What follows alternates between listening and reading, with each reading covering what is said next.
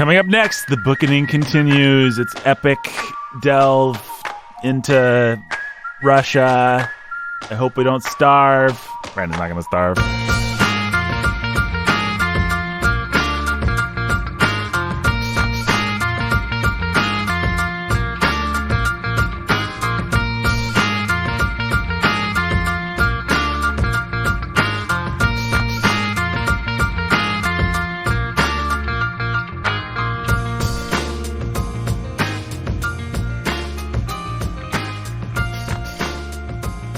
Hey everybody, welcome to the Bookening. My name's Nathan Albertson. I'm your best friend. Ha ha ha ha, loser.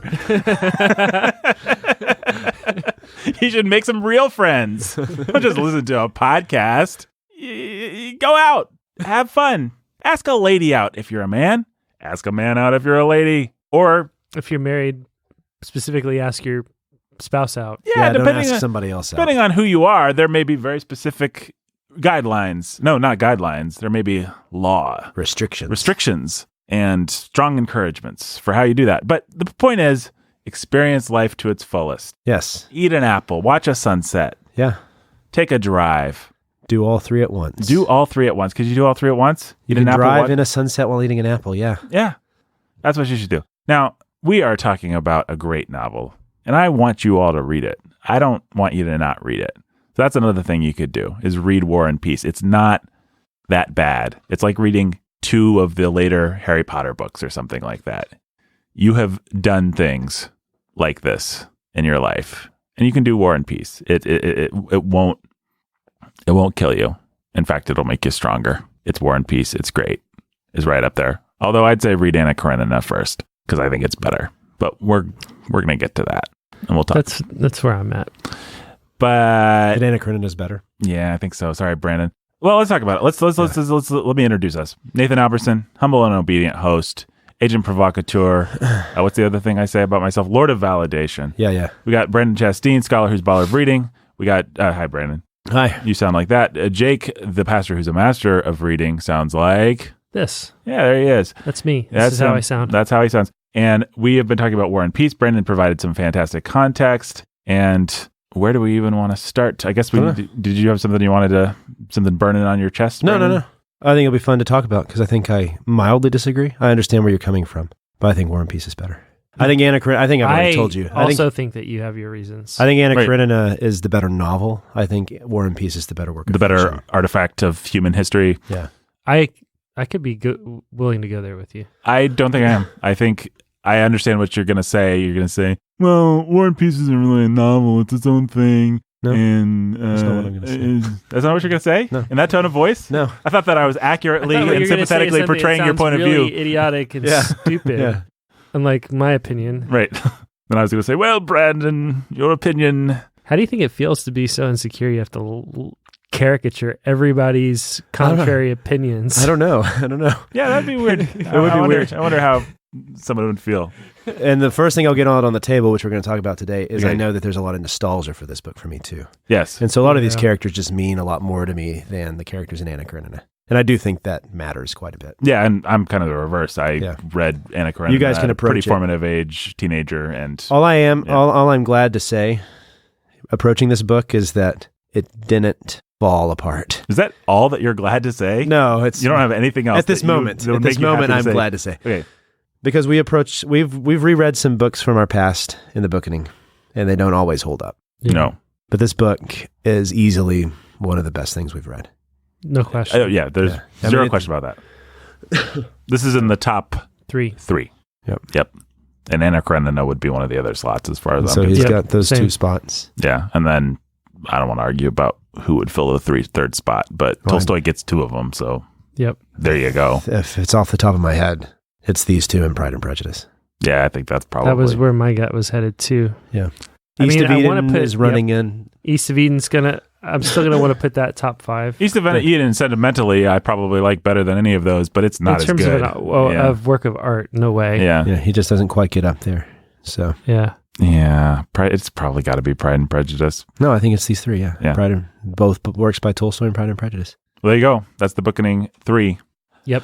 And if we had five, then it would be much easier because we could start to talk about things like My Antonia, like, I don't know, we could talk about all kinds of things. A number of other Austen books. Ready Player One. Maybe we'll do that at the end of year 5, our top 5. Yeah, well, we're coming up pretty soon. This year, we're going to hit our... 5 for 5? Yeah.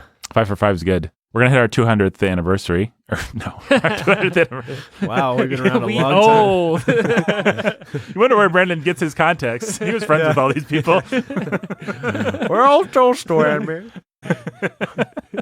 No, we are coming up on our 200th episode, folks. What I want to do then actually is do all the books we've read fantasy draft, because that just sounds super fun and cool. Oh, boy. That'll be fun. To be able to fantasy draft from... So That's well for me. insane. Well, Jake, I think I'm going to be able to put together a pretty great novel. Maybe, This will be maybe the limits of your imagination will fail you. Yeah. Maybe. I think I'll pull out a perfectly passable Hollywood. Brendan, you can have Dracula face off against old Samuel, what's his face from East of Eden. You can put Kathy and Dracula together. Well, there is something. My point is, you can do a lot with Dracula and someone else. Apparently, we know where Nathan's As long as going. you have Dracula. Yeah. Dracula versus Elizabeth Bennet. Dracula versus Darcy. I mean, Darcy would make short work of I Dracula. mean, we've got Pride and Prejudice and zombies. We might as well have Pride and Prejudice and vampires. That's There right. you go. It's already done. Why do we need this episode? Well, because it's the 200th, it'll be fine. Isn't it called the Bookalarian? Yeah, it is. But Or is that the 250th episode? oh, I don't know. Let's talk about War and Peace. Okay. What's that sound? Oh. It's the airplane going over, indicating baggage check, because baggage is a thing that you have on airplane, but in kind of a play on words with that concept or play on concepts kind of thing, you also have baggage that you bring to a book, which is why we have an airplane flyover. And it reminds us that we need to give baggage. Like in a little segment we called baggage check. So that's what we're going to do. Let's do it. Baggage check. Guys, what baggage? Jake, we'll start with you. What baggage did you bring to War and Peace? Well, I have read Anna Karenina, and that's the only Tolstoy that I've read, and I've loved it, and we just decided that Anna Karenina is the best novel I've ever read in my life. Mm-hmm. And War and Peace is right up there. And War and Peace is probably the second best novel I've read. Yeah. I mean, I think it is. So I came with my only baggage being super high expectations from the author of the best novel I've ever read, and he did not disappoint. And I really don't have much else to say. No, I have something to say, Jake, which is that you have read another Tolstoy thing. It's a short Christmas story, 1 star. Get your facts right, buddy. Well, I didn't come to War and Peace having read that short story. Fair. So That was a great little short story. I read that short story. You guys loved it, right? Oh, yeah. I read that short story in the middle of my reading of War and Peace. I will say of the three, no, actually, I'm sorry, I can't give it to him. I was going to say that Tolstoy was the best of the three, but Chekhov was the best of the 3 Russian short stories that we read. Chekhov's a good short story writer. Yeah. Tolstoy's a novelist, obviously. Yep. Get your facts right, Nathan. Yeah, sorry, 1 star. But yeah, coming to War and Peace, not to this recording. The only other thing I'd ever read by Tolstoy is Anna Karenina. So I had high expectations. I was excited and happy from the get-go and glad to be in the hands of a master. It's nice when you have somebody that you can just trust. So Yeah. even if the novel begins with, let's say, a giant chunk of French. You have to read the translation You have of to it, read footnotes. Yep. You're still like, I Yeah. guess he can do it if he wants to. Yeah. Do you have any particular fondness or affection or feelings one way or another about Russia, Russian culture, Russian history? You like to watch It's movies? the biggest blank spot. I mean, I was a history minor, but Russia to me is just like the big question mark. Russian history. Most of the Russian history I know is either related to French or Western European history, or what I've learned because of having to read Tolstoy. Like so much of Russia's a mystery to me. Understanding it's foreign to the max in a way that England and France and Germany and Italy and Spain are not. So yeah, and no particular fondness and no familial history to, connections, and nothing that has ever made me even remotely interested in the goings on or the happenings or the development of Russia. So you're not like some people like would watch anything about a British monarch because they're just into things like that. They're Anglophile. You're not a if anything repulsed, oh, that's a Russian thing. That's probably cold, dark, dreary, and depressing and stupid. Why? Who cares? So that's fair. Brandon, same questions. Same questions. Yeah. What's your baggage? Would be my baggage. Okay. Yeah. I've got a lot of baggage. Well, you better. So, do you want to do yours first, or you want me to do mine? I guess I'll do mine first because it is pretty short. I read Anna Karenina when I was a teenager, and I loved it. It was one of the best experiences of reading a book that I'd ever had. Tolstoy's insight into human nature is unmatched, and his ability to paint a scene is unmatched. And then I asked for War and Peace because I really love, I suppose maybe we can talk about this after baggage, but the Piver and Volkansky translation of Karenina was so good, and it was so obviously superior to your average, whoever did the Penguin Classics translation that was readily available on the market at the time. And they were just coming out with, around the time I finished Karenina, they were coming out with their War and Peace. So I asked for it for Christmas, and I got it for Christmas, and I was really excited about it, and I attacked it. And much like the French army, he got deep into Moscow. I got deep into Moscow and got lost. The winter came. The winter came, and I retreated. And I actually, much like the French army, I did it twice. I have read the first couple hundred pages of this bad boy a couple times. And it's not that, again, much like the French army, it's not that I didn't appreciate the glories that lay therein. I just... Life got in the way. Life got in the way. Yeah. Who has time? And it's one of those things where there's so many characters to keep track of. Yeah. Once you've kind of let it lapse for a couple of weeks, it's really hard to get back in and get back into who's it. Who and what's what. Yeah. I want to say that a lot of this book really reminded me of my Antonia, in that Anna Karenina had enough plot machinations early on to drive you forward through it. Mm-hmm. War and Peace was a book that wasn't driving me forward, but everything I read was just enjoyable and pleasant. But there was no compelling reason to go back to the next chapter for a long time, except for I needed to get it done. And I just really enjoyed reading it. It's like a luxuriating in the love of reading good literature kind of thing, but he's not bothering to hold a carrot in front of you the way that... And maybe I'm misremembering Anna Karenina, but that's sort of how I felt. Well, Karenina had two things. It had the fall of Anna, which is a pretty compelling soap opera of a story, and frankly, the courtship of Levin and Kitty. If you're like me, you're both. I'm enough of a simpleton. I'm like, oh no, right? They are. Is Levin gonna marry Kitty or not? I hope he does. Those are both very early in the novel, so they're traditional novels in that they give you a plot device that it then traces through how these characters respond to that throughout the novel. Mm-hmm. Yeah, and he doesn't really bother doing that. No, this is a plotless novel. No, War and Peace is just a collection of... It's like a photographer that just goes and takes pictures. He's like, here's some more pictures of this family. Here's some more pictures of the warfront. It's like Millhauser's miniaturist type guy, or not miniaturist. What's the opposite of that? It's like a... We'll read about him later this year. Yeah.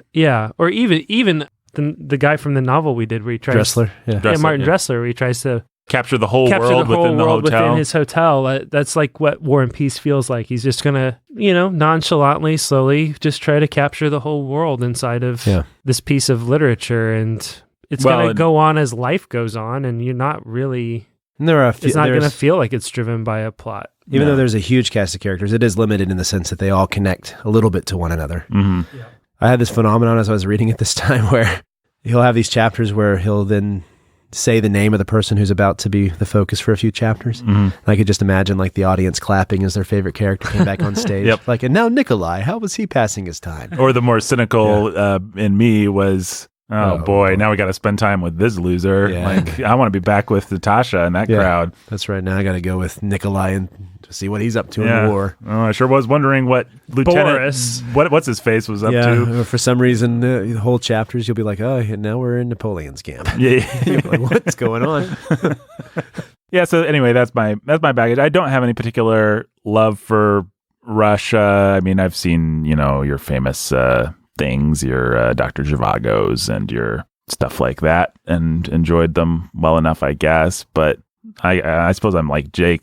Russia doesn't hold any of the mystery of like the Far East kind of stuff for me, and it also doesn't hold any of the grandeur or glory of the way that I think about certain eras of European history. It just feels drab. In and of itself, drab, cold. Like if you could give me a passport to anywhere in the world and you're going to pay my expenses, Russia wouldn't be anywhere It'd close be like on. one of the very last places. Yeah. I'm not interested in seeing the major cities. I don't have any particular fondness or love for it in and of itself, except for insofar as Tolstoy's love for it is infectious. Mm-hmm. Yeah. I've never had a desire to visit Moscow or see Moscow, except reading War and Peace. I think, it wouldn't be such a bad thing to go see these places. Well, what Tolstoy does in both the novels is give you those portraits of manor life that are pretty enticing, like going hunting with Levin or with Nicholas.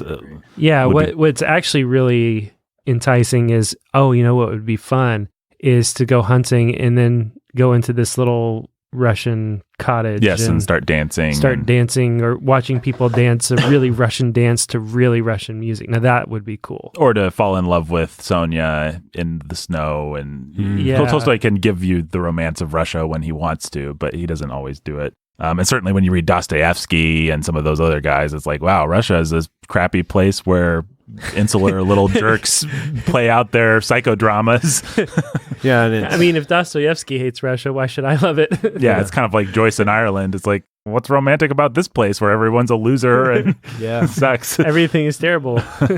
Well, Brandon, and as Americans, we think of it as this communist, cold country. Well, let's not pretend like the propaganda of our childhoods. That's the other thing I was going to say is I grew up with James Bond movies where James Bond just had to kill the crap out of these cold, horrible Russians are always the bad guys. People. And then they're not fun bad guys, they're just kind of what Nazis were. Actually, Nazis are more fun. Nazis are colorful. Let's also not pretend like communist Russia wasn't evil. Yeah, no, it was. And didn't deserve the hatred that it got. Yep. And it was drab and it was cold and it was industrial and it was not pretty. And Ivan Drago. That's right. Not a good man. Although he loved his son. Who I grew up at the end thinking of, as Russia was Ivan Drago. He is the Russia. He's the Russian. And what is Russia? It's a place where you go and live in a cabin in the woods and get ripped so that you can strike a blow for freedom and chop down the Russian machine and turn all the plebes to you so they love America too. But what we really need is for a great American like Rocky Balboa to lecture the Russians on, if ice can change, yous can change, we all can change. Yay, Rocky. He did it. He did it. Someone had to say it. Okay, well, Brandon, what baggage did you bring to War and Peace? Quite a lot, I understand. That's a good start, is Ivan Drago. Because I actually grew up watching the Rocky stories with my dad. And so for me, Russia was just this cold, like you said, cold industrial place. You saw the collapse of the Berlin Wall. When was that? In the 1880s? In the 1880s, yeah. 1980s, right? 1989. November There was probably 11, a wall in Berlin that collapsed. Yeah. Better getting my numbers there. Let's see if I got that number weirdly. right. What did you say, 89? I said no. I gave a specific date. I said November 11, 1989. November 11. Let's see. Well, all right. Oh, wow. That would be interesting if that was the exact date it happened. This doesn't seem like it'd be a hard thing to Google. November 9th. So close. You're a moron, Jake. What were you thinking? November 9th, 1989. Well, the problem with November 11th is that it is a consistently massive historic day in world history. It's Armistice Day. It's Oh. If you'd studied modernism, you might understand. Only. Hey, guess what? The Great War, there was one of them. I made it through my Tolstoy context and did not mention modernism once. Yeah, that is true. That is true. Are you guys proud of me? I was proud of you. Okay, Brandon. Yeah. Your context. My context. Around 12, 13, I got introduced to Dickens. I think I've told this story before. In the year 1213. In the year 1213, that's established right. Brandon is very old. I was very old. And I fell in love with literature, especially Dickens, and began to read vociferously. Mm-hmm. David Copperfield was my favorite book for a while, but then as I began to mature, I became more of a jerk. I became very prideful of what I felt was my little world of literature. I had a friend who was really into books as well. There was that sort of posturing of ourselves as the guys who loved books, but also there was some real life going on too. Like we really loved these books and these stories that we were reading. So it wasn't all just bad posturing and stuff like that. I don't want to give that picture. Another important thing that was happening at this time was, well, two really important things actually, for I think why War and Peace meant so much to me at the time. One, I was training to be a concert pianist. I don't know if this is something we've mentioned much on the Bookening before, but I had taken piano lessons for a while. Then we had a Brazilian student come to live with us for a little while, and he started to teach me, and he thought that I was good and I should think about piano as a career option. And so I went and I auditioned and began to have lessons with a professor at TCU around 15 or so. Why that's important is because that introduced me into the world of music, but especially the world of the concert, especially like the world of the concert hall. There was an important piano competition called the Van Cliburn that I was training to try and be a part of later. And it was like the Olympics of piano. And it happened in Fort Worth, where I grew up, in Bass Hall. And so Bass Hall was this musical hall that was built by these oil barons called the Bass family in Fort Worth. Had like these angels with trumpets on it and these big glass doors, and you would go in and it was like walking into another world. So for a kid who grew up in a small country town in Fort Worth, my family is all of some form of, no offense to my family if you're listening, redneck, right? My grandmother, she lived in the poorest part of, Wow, Freudian slip. She lived in the poorest part of Fort Worth. She came from a family of like 12 kids, and it was just all her. Yeah, I won't tell the story because she probably wouldn't want me to, but it was a bad background for her. That was my mom's mom. Her father came from Muleshoe, like a little farming community. My dad's family, my grandfather, he ran the city dump for a while for Kennedale. So that's the background I had. So it was weird to then, it begins to make sense why a kid like that would feel insecure and feel like he had to posture himself some. Because I really didn't feel like I belonged in this world. This was new to me. I had no clue what it was about. But here was the Van Cliburn, and it was like, you would go and you would watch this concert, watch these piano players, the dim lights, the smell of the wood in the concert hall, the people around you. It had this sort of magic to it, this sort of otherworldliness to it, where the art was everything and it was there on the stage. But then around me also was all the upper class people of Fort Worth, Texas. And at the time there was an oil boom, which would actually be a part of my story later on in a weird way too, but we won't get to that. But there was an oil boom happening, so there was a lot of money in Fort Worth. And so you had all the rich elites either in their boxes or down watching the concert. And then after the concert, they would all go out and they would sip their champagne. They would gossip. They would talk about each other, which is what gossip is. If people didn't know, there's your handy little definition. But they would also it just seems so cheap and sort of fake to me. It felt like they were pretending. Like this was all just like they did. And what offended me is, for me, I really loved the music. That was part of it, and I really aspired to be a part of that musical world. But then to see these were the patrons of it, it began to feel sour to me. Does this make sense? Yep. And so I think you can see why immediately War and Peace, from the very first chapter, appealed to me. Because you immediately have Pierre, who feels out of place in this world, going to a salon where he's not wanted. So for a young man to pick up that book exactly at that moment where you feel that, pretty foundational. So, and also at the same time, I was courting who would become my wife. And so there was already some of that love, and that's the other important aspect to this as well. So a lot of stuff was awakening in me. I was dealing with a lot of stuff. I was dealing with my own hypocrisy, all this stuff. And here I am at the Van Cliburn watching up in the nosebleed sections, because that's where it was cheap. This happened, and I just watched my favorite performer. I remember specifically the day, Antonio Pompabaldi, play some Chopin. It was amazing. I walk down, I go to Barnes & Noble, and I'm looking around. I had just read Bleak House. And I wanted and Bleak House was big, and it was different, and it was strange, and it was weird, and it began to make me realize that you could do stuff with literature beyond just the simple storytelling that Dickens had done earlier. And I was like, okay, so there's some stuff that you can do things with literature. And I was thinking about, I might want to be a writer. I might want to do something like this. And so I pick up the biggest book I see. That's really as simple as it is. The biggest book I see on the shelf, and it's War and Peace. I go into the Starbucks, it's in the Barnes & Noble, and I sit there and I open it up. I start reading, and it just blew me away. I'm like, something's happening here that I was not expecting. I was expecting to sit here with the biggest novel and show everybody how much better I was than them, how different I was than all these rich upper class they don't really understand music and art and all that. I mean, I couldn't really articulate these things, but these were the feelings I had, And so I sit down and I read it, and I fell in love with it. I read it, I bought it because I wanted to keep reading it, and then I continued to read it. And it's been one of the novels that I continued to go back to from then until at least through undergraduate school. So I read that, and the version I had there was Constance Garnett's translation. And for me, that still has a very nostalgic place in my heart. She's the Victorian translator who It reads kind of like a Dickens novel in her style because she's Victorian. But also, apparently, she would just make things up sometimes, too, if she didn't know the translation. So, but it wasn't enough. I mean, this is the same book I read. It's not like it was that different.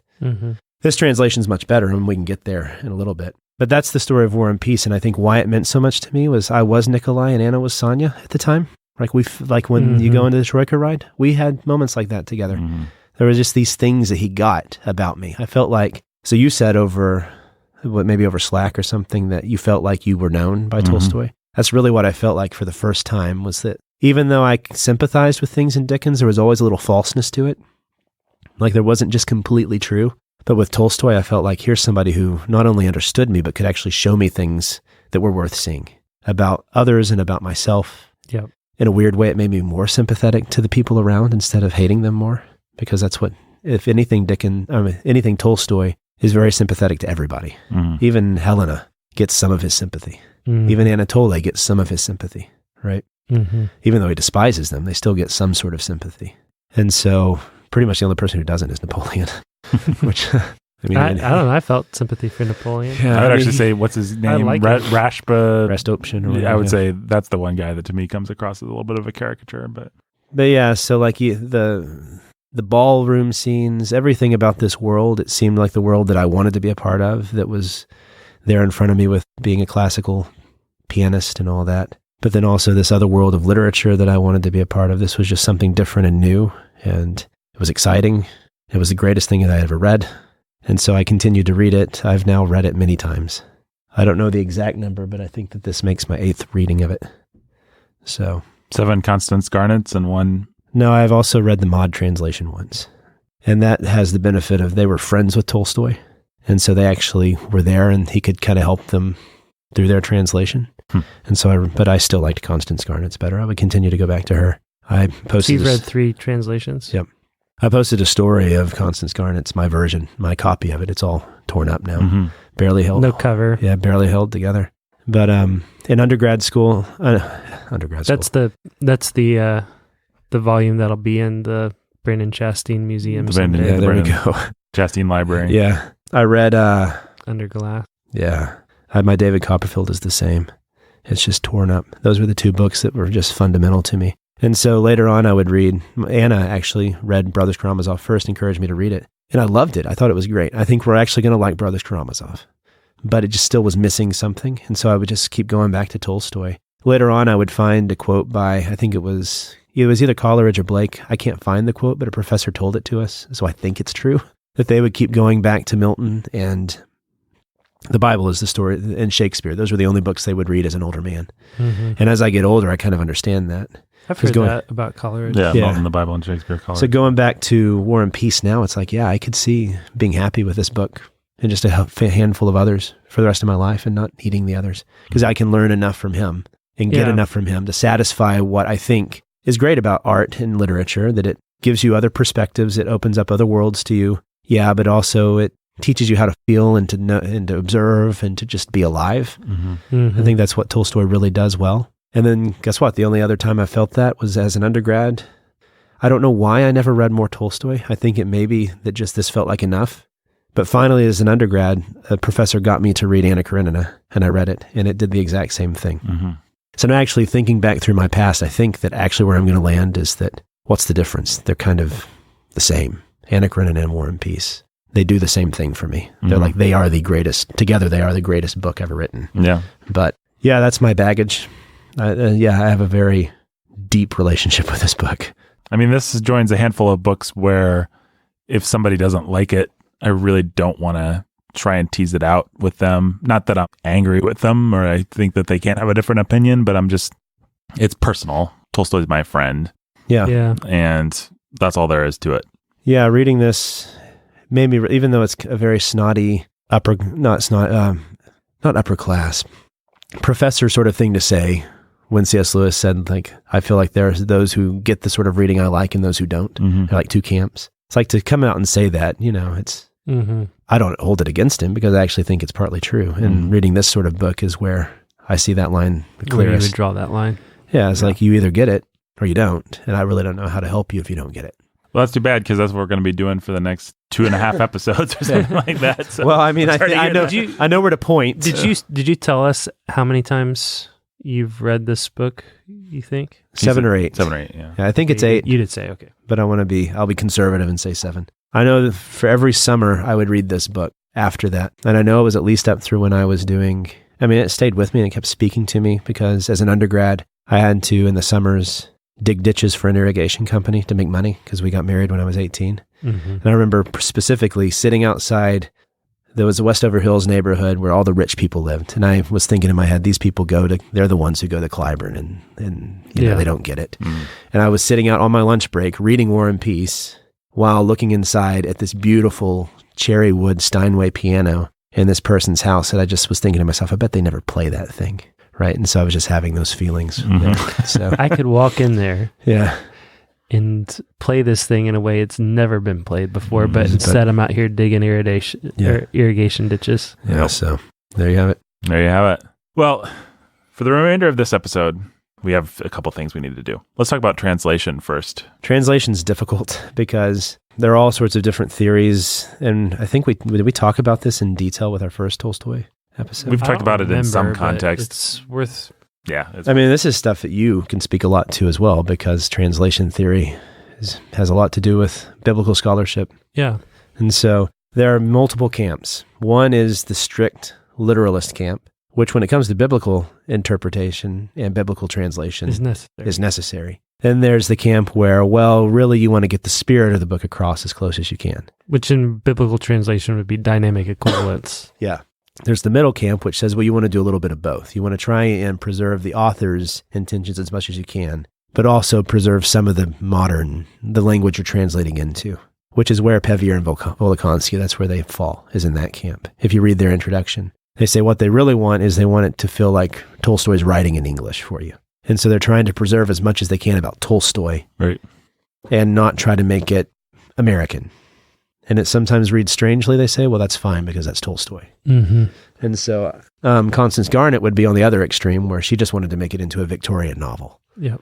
And so you lose a lot of Tolstoy in that. But even then, like I said, it's an interesting experience having read Constance Garnett a lot because she's still, I think despite her, all the characters still come through. Right. The Andre and the Pierre and the Natasha and the Sonia and the Nikolai, they were all the same characters. There was nothing different. Right. Except, you imagined them a little bit dressed like a Dickens character as opposed to a Tolstoy character. But other than that, they're the same people. I think I am wary enough of Victorian literature in general that I have always not liked Victorian translations. Like I think I may have, when I first picked up Anna Karenina, actually started, did Constance Garnett also do that? Mm-hmm. Started her version and it was just like, this sounds like a Victorian drawing room thing, and I know that's not what Tolstoy was. And then reading them, it was like this is like kind of removing a smudged window and replacing it with a clear one. I felt like I could just, it is an impediment for me.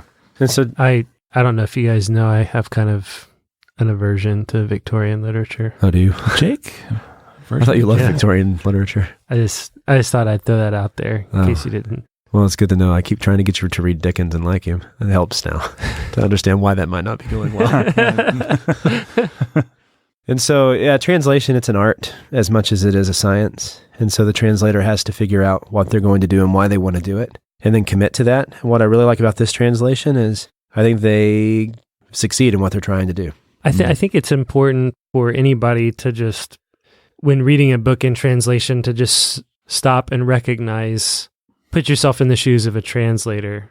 Realize that when you're translating somebody or anything, you're translating something that's imperfect. And if you're faithful in translating something that's imperfect, then those imperfections are going to reflect on you. So every translator has some temptation or tendency to try to translate up within their own understanding. And sometimes a translator will think he's translating up, but he's not, because he misses it. He doesn't quite understand what's going on. Yeah. And you just need to be, something that is worth carrying in your head when you come to anything in translation is, I am getting whatever I'm getting as mediated by somebody who wants me to like them and like their work and see their work as a work of art. Yeah. And so as far as that goes, I mean, they're good writers. That helps. Yeah. Well, that's specifically what I hate about the Victorians, like Richard Burton's translation of the Arabian Nights. It's like if you read anything about the Arabian Nights, you realize it's vulgar, it's nasty, Earthy. it's sexual, it's all these things. And he's very much making it into this opaque Arabian fantasia that we all sort of think of, Aladdin and all this stuff. But that's It's not the just Arabian not what it Nights. is. Yeah. You're not getting the Arabian Nights. And sometimes that happens with some of the famous translations of Homer. Yeah. It's like Homer was a dirty Greek guy that was talking about earthy Greek things. And when you start to lose those aspects or shave the edges off of them. And you can be intentional about it and say that's what you're doing. I mean, part of what we love about Seamus Heaney's Beowulf is that he just decided to give us his Irish version of Beowulf is not Beowulf. It is But it less is. Beowulf. You could read a better Beowulf, but what he's done is given you a great Heaney poem, which is arguably actually what I think we'd all prefer. But we should know that that's what we're getting. We should know that there's places where he's not doing Beowulf the ultimate service. He's doing Heaney the ultimate service. Which, in the case of things, so it gets difficult with things like, and this is something we've dealt with, like with My Soul Among Lions, is when you get into poetry, the game changes a little bit because poetry is so much, and we talked a lot about this with our poetry episodes. Poetry really is about the sound of a language. Right. Yeah. And so why you can't have a poem in one language translated into another poem very cleanly is because it is bound to the way that language sounds and the feelings that language evokes. And so there is a Shakespearean feel to a Shakespearean sonnet that unless you're English, you'll never feel. You'll never experience. Yep. And that feel is so much just simply capturing the ideas of the sonnet. It's like, oh, well, she'll always be contained in the sonnet, so she'll never grow old. It's like, that doesn't really capture what's great about the sonnet. It's the wordplay, it's the language. sounds, it's the rhymes, it's the rhythms, it's all that. Yep. And so it's lost in, so poetry depends so much on the nuances of the language it's in. It's just inseparable from it. I don't read French, but I went through a period where I was into, what's that emo guy's name? Baudelaire. Yeah. Because I'm all... The flowers of evil. The flowers of evil. La fleur de mal. Yeah, because that's the kind of thing that young Nathan would be into. And just young Nathan. I read a bunch of different translations, and it was like, you were just reading different poems. Like there was no good way. And there was the ones that were really clunky and presumably more captured directly what Baudelaire was saying. And then there were the good ones where the person just wrote their own poem about. Yeah. I was so snobby. So I pretended that I knew French. And so Jules Laforgue was a guy that heavily influenced T.S. Eliot. So I went and I actually memorized some Jules Laforgue poems, which was really nasty and weird. Yeah. Oh, yeah. That's a dirty trick. It was a dirty trick. Well, you were so much older and Dylan line. What I like about this translation is that it feels, I'm sure they're translating up, but they claim, and it's borne out by some of the awkwardness of what they do, that they're just trying to capture some of the weird nuances of Tolstoy. And so I like, for example, that they don't strain for synonyms where Tolstoy didn't. They'll say, the rain fell, this isn't a real example, this is one I'm making up. It'll be like, the rain fell on the roof, and then the rain drizzled down, and then the rain hit the character on the head. Yeah. And Tolstoy's repeating the word, and somebody like Garnett might be tempted to make rain into 3 different words. Did you read their introduction? Yeah. I mean, they talk about that very thing. The repetitions, and then, just some of his rhetorical devices that he would use. They were very intentional about trying to capture those. Yeah. So you can feel like, it's a lot of times, and I think they're right, that Tolstoy's brilliance succeeds despite his prose. So his prose is great. One of his tricks is to not treat a metaphor like a metaphor. He'll just say the thing was the thing. I don't have a good example off the top of my head, but he has his extended beehive metaphor that he keeps using about history. Yeah. And he'll just be like the busy, or here's one. So Sonia early in the novel is the kitten. Yes. And he won't say she looked at him like a kitten. He'll just say the kitten did the thing, flounced away or something like that. Yeah. And that's really charming. And that's the kind of thing that I could see a translator turning into. She gave him a kittenish look, or any number of things. But the fact that they just maintain, it just sounds like, to read, if you just pulled the sentence out of the novel, it sounds like a sentence about a cat, which I really love. Yeah. And so I can't speak to how true or not true it is to Tolstoy because I don't read Russian, but this is a really fun thing to read in and of itself. The style that they've managed to capture here is pretty great. They're the same ones we read with Anna Karenina. Yeah, and that was fantastic. Yeah. So, And they're the same ones we're doing with Dostoevsky, if I'm not mistaken. yeah, they're looked at as premier translators today. I'll be really interested to see how much Dostoevsky feels like a different writer. That will be an interesting experiment, yeah. Well, I think all of us have read at least some of their version of The Idiot, and he does, I would say, feel pretty different. Yeah. In That's that, right. at least. We'll see about the Brothers K. Forgot about that. Yes. Aborted project. An aborted project. We replaced it with something. I don't know what we replaced. That was like year one. Is that going to be our third or fourth novel out of the gate? Something like that. Probably replace it like Hemingway or something. We replaced it with something a lot more fun. I know that. Not a big Idiot fan. Guys, we kind of need to wrap this episode up, but why don't we all make our pitch, our simple pitch for what makes Tolstoy the best? I think I kind of did it with my baggage, Yeah. with what made him so engaging to me, but he provides one of my, I think that quote I mentioned in context, where if the world could write, it would write like Tolstoy, is pretty spot on as to what makes him so great, is that he captures what it feels like to be alive, but also makes you more aware at the same time of what it's like to be alive. But Brandon, you're alive. Well, Why should it matter that someone capture it in words? Well, that's what I think I said, that he makes it you more aware of it too. He makes it matter more for you. Next to So- Tolstoy, everybody else, everyone is asleep, Yeah. half asleep. And in a Tolstoy novel, he is a freak of nature. He is other. He is alien. He is something else. He is somebody who sees everything with a clarity that is unmatched. And it's not just like the details of life, but it's also the details that perfectly tell you about someone's character. Yeah. And it's like, so externally, he can do everything that Dostoevsky would have taken pages and pages of psychological drama to try and represent for you. He can just do like in a little snippet. Mm-hmm. It's just, and we'll talk more about it, but I mean, I can already think of a few examples from the book. What's fascinating for me is how often he doesn't jump into it. There are obviously extended sections where he will jump into Pierre or Andre's head and tell us exactly what they're thinking. Yeah. But more often than not, when he's just doing a dialogue scene, he will say, his appearance seemed to suggest, or his eyes said, or his this would indicate. And so you get the impression that you're having the story told not actually by an omniscient narrator, but by the world's greatest observer of human nature, who's just sitting in the room and saying, this person did this, which probably meant that they were angry. Yeah. They said this, but also their feet were doing that. And Yep. yeah. I mean, it's like a good filmmaker almost. You see them say something and then you pan down and you see their feet and then you put two and two together and they're nervous right now. Yeah. But he'll just do that again and again and again and again and again. And then his compassion for all these characters. Yeah. It seems like every single character deserves some form of compassion from him.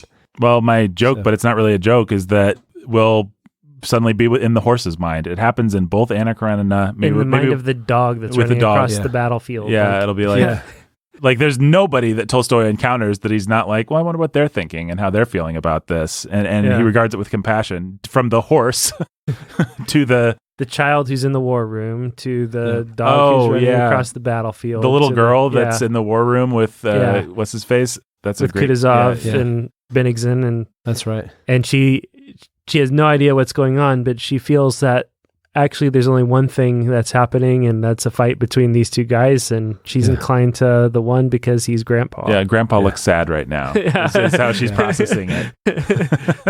I should go sit in his lap. Yeah. Oh man, So many great moments, and yeah, you end up feeling like every single character that walks on stage is unique and has a story and has a background and has their own thing and is fully known, and not just fully known, but loved or sympathized with. And it doesn't matter where they're coming from. They could be the stupid butler who has a line or two and that's it, or it could be, the guy who takes care of Count Rostov's finances or whoever it is. Like, they're not just a plot device or somebody who exists to service the characters we actually care about. That is not how anybody who comes into this novel feels. It feels like every single person is a breathing character. And it feels like a documentary. It feels like Tolstoy is just capturing it the way that it inevitably happened. Like, if Pierre's more important, it's not because he's actually more important. It's just because he happened to do more things for Tolstoy to capture. But actually, the guy that walks on that does Count What's-His-Face's finances is fully fleshed out and not there to support any kind of plot point. He's just there because, of course, he's there. He would be there. He's the kind of guy that would be there. Right. I don't know of another author who feels so much like the plot doesn't matter. I mean, that's an easy thing to say about any author that is interested more in character and introspection, these kinds of things. But with Tolstoy, you almost never catch him. This character needed to show up now because the plot needed to happen. It just feels like, no, the character showed up because the character would show up because that's what happened to happen. He's the characters matter so much to him that the plot really is secondary. Mm-hmm. And so even the way that this book ends matches that. Well, the funny way about the book, the book feels like it could be half the length, or it could go another 1,000 pages. It feels like it just kind of ends because like, okay, well, I've observed enough, I guess. I had to be done. At some point. I can't just tell the whole history of Russia. Right. Which I'd be more than happy to do. Yeah. And I'd kind of be more than happy to read. But well, this is why I don't like to talk to people who don't like Tolstoy. And I'm sorry if you're out there and you don't like Tolstoy, we can be friends. But what they'll say is that very accumulation of detail drives them nuts. Like Levin what's his face? Anna's boyfriend's name. Vronsky and Anna are going to go to France and they're going to check up with some painter dude. And then we have to learn the entire history of this stupid painter and like what he's going through and what the paintings, like, come on, who cares? Like, let's have some more plot. Let's have some more, let's get there. There's just too much. Like, if he could have been shorter, if he could have been more disciplined, then if you didn't have to feel like everything that happens has to be fully fleshed out. Like, here's an idea. Let's not get the horse's point of view. Who cares about the horse? The horse is there to convey the interesting characters to their interesting locations. Yeah. Why should we care about the horse's feelings? Yep. I mean, we said the same thing when we read The Horse and His Boy. Yeah, why? That's true. Oh, man. We're such hypocrites. We are hypocrites. I don't know. What do you guys say? C.S. Lewis, Tolstoy. Yeah, I don't know. All right, let's not get into this. What do you guys say to Positive that energy. argument? Because I think that's the number one criticism I've heard from random people of Tolstoy is it's just too much. What I say is criticize the thing that we say often in our movie critiques, which is criticize the book that he wrote, not the book that he didn't write.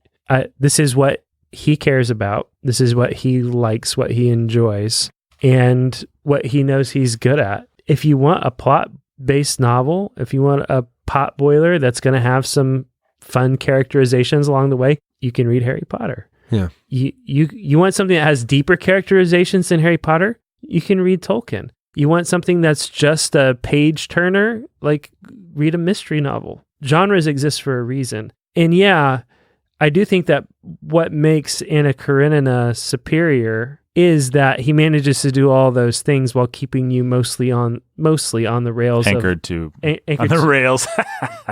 I was aware. Yep. Pun intended, folks. Anchored to a plot on the rails. You're going from point A to point B. And he manages to do all of those things along the way, which honestly, the discursions and those places actually do feel more out of place in Anna Karenina for that reason, because you are driving it's not somewhere. A discursive book, generally speaking. Yeah, War and Peace, it's just like, this is just what it is. Like, you either like it or you don't, and that's fine. It is what it is. If you wanted a plot, sorry about you, that's not what this is about. Anna Karenina keeps you anchored to a plot throughout it. I do think that serves more readers better, makes it a better novel, but it also does make the discursions feel more discursive. But at the end of the day, you read Tolstoy to better understand yourself and the people around you, and to have compassion for people who are not like you, and to understand yourself better. That's it. And if you are not the kind of person that likes to do that sort of thing or can enjoy that sort of thing, Tolstoy is not for you. Mm-hmm. But, can we go so far as to say maybe you should consider that you ought to be a little more that way if you are completely turned off by Tolstoy? Yeah, and who better to teach you? I mean, like, and there's, we're talking in binaries here, but guess what?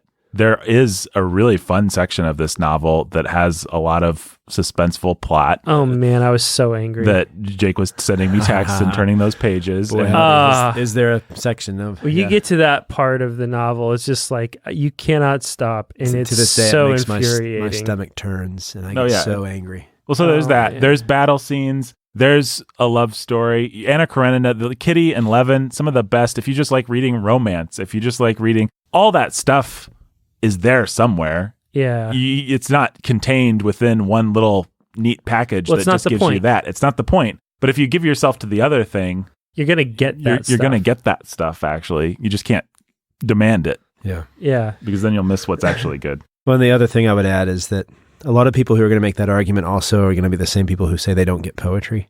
Mm-hmm. And so with my students, we read C.S. Lewis on stories. And he makes this point that there are some people who just want the entertainment. They just want the plot. Mm-hmm. And there's really nothing you can do about it because they're never going to understand why there's value to the other thing. The value to the other thing is simply to slow down and observe and to feel life and to realize the details and the stuffness of life. Mm-hmm. That really is all it comes down to. And if you don't see any value to that, there is value to it. That's what Tolstoy does wonderfully. That's what poetry does wonderfully. But it's hard to convince people that there is value to that. Well, it is something that takes time. And I think that that's one thing. We just don't live in a society that rewards people who are able to put aside the kind of time. I mean, we have a podcast.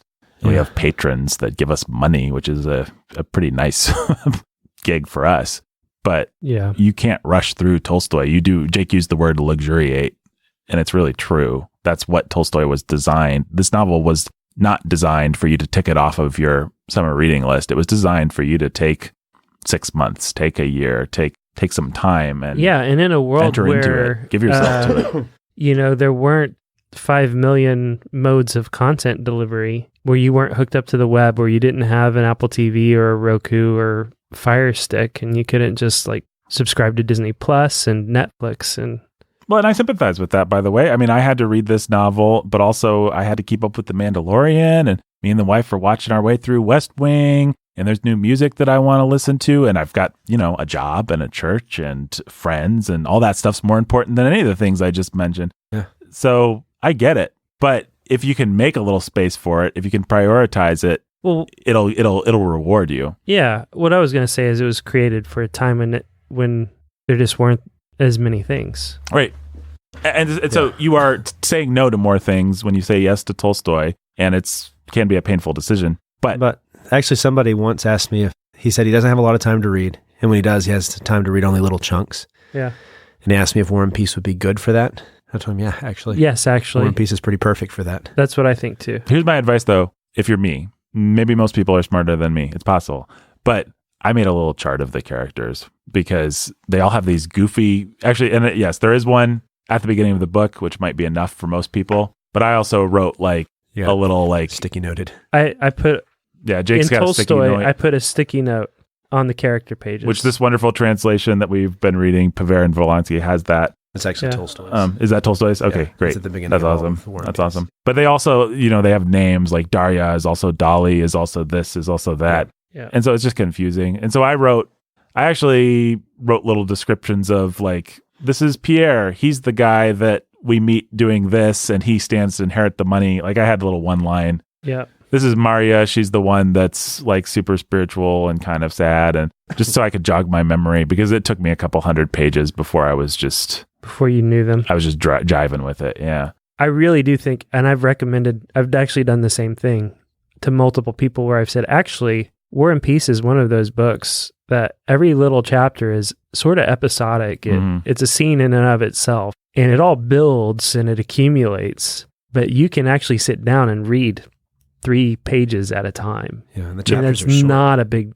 that is how long a chapter often will be, is 2 or 3 pages, 4 or 5 at most of the time. And you can do that and get a nice little satisfying chunk. The only caveat to that is don't go a week or two without taking in an episode. Yeah. Or you will start to lose track.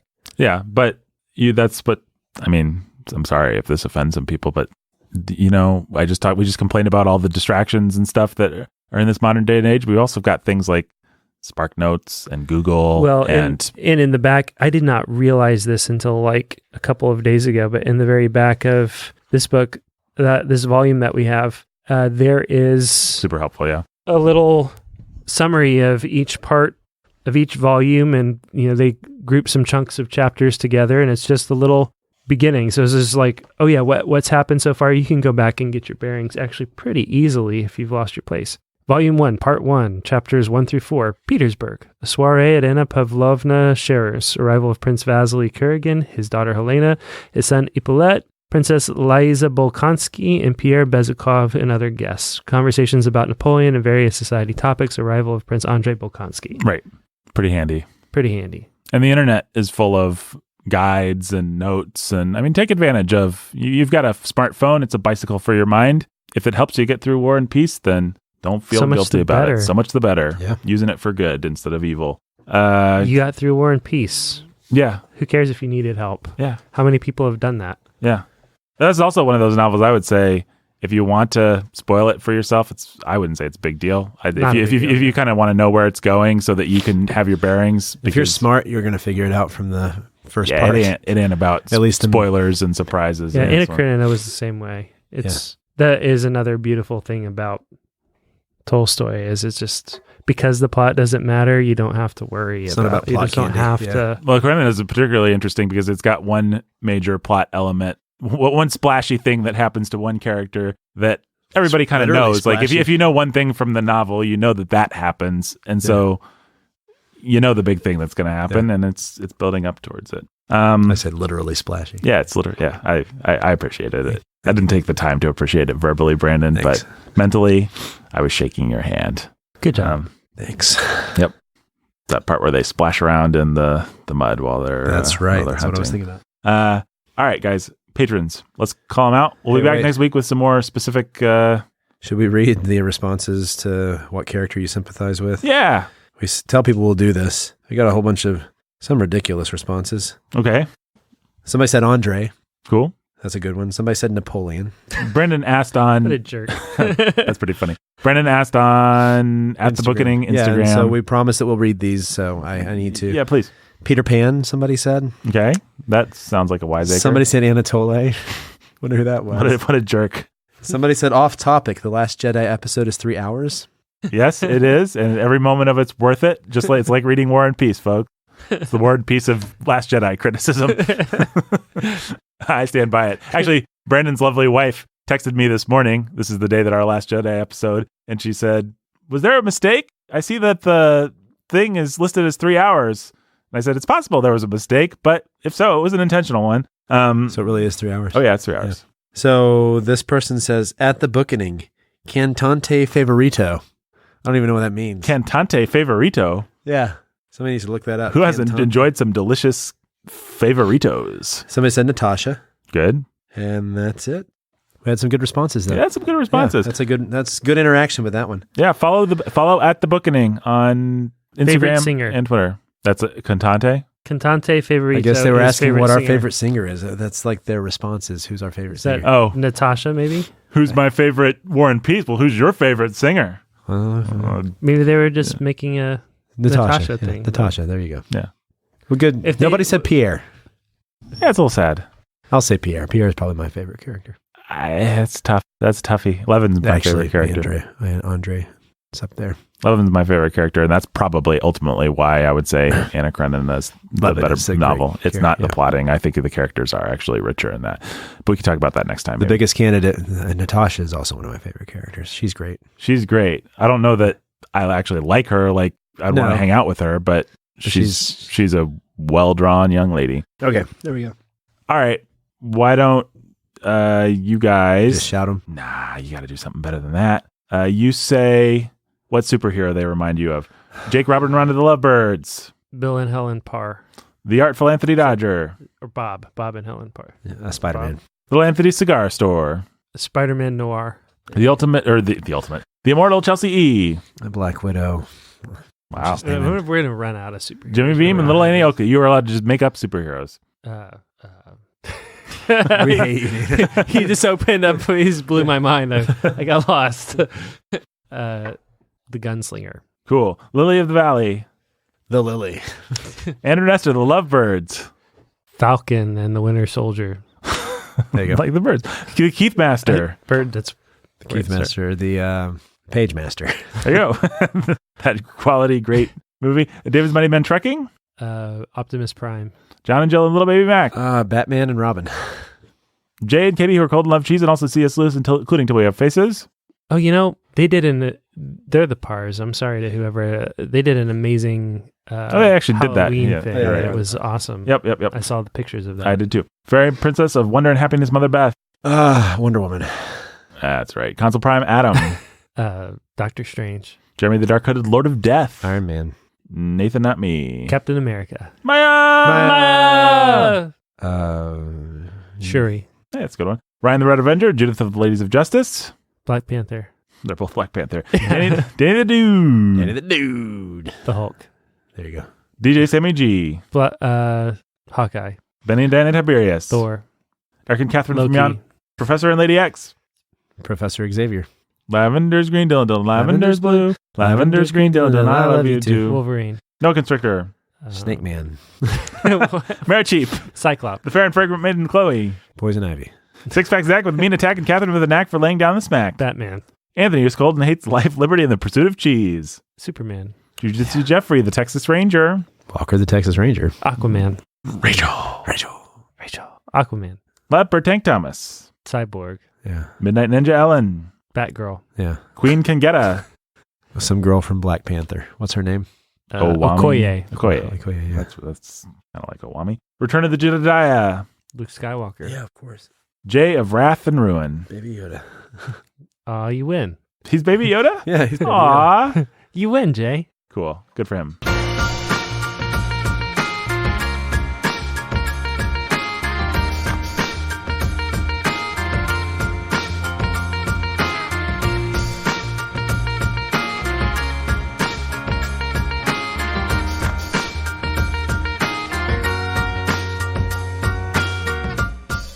All right. All right. Bye. Support the Bookening at patreon.com/the Bookening.